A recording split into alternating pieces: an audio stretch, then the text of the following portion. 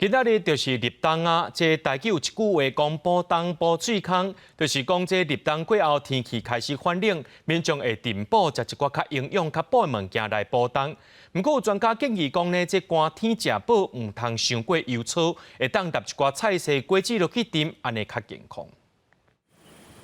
台湾有一句话讲，立冬田头空，就是咧讲到立冬这个节气的时，稻啊大部分拢已经收成了。所以，规片田看过去，拢已经空，无动作不力。台湾民俗专家林木贤指出，立冬也代表寒人已经到了，民间大部分会食饱准备过冬，所以侪侪民众会煮羊肉炉、姜母鸭等来补冬、补喙空。立冬即讲吼，咱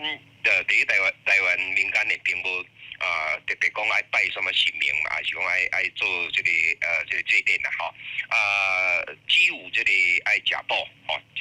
填补就对啦。吼，因为冬天要来，你都爱准备一寡这个热量吼再当度过这个冬天。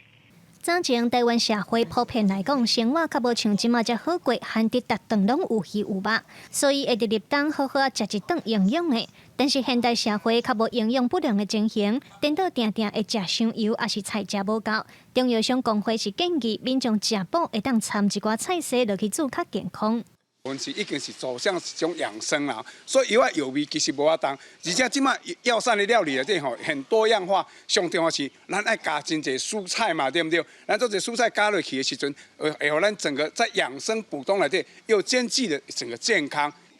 为着要互民众食饱，云林中药商工会招20外间业者，拜六的时要伫好尾6磅马红坛举办药补嘉年华，现场会准备排骨汤、姜母鸭、羊肉炉等，互民众免费来食药补。记者卢尚如、郑俊佑、王伟雄台北云林报道。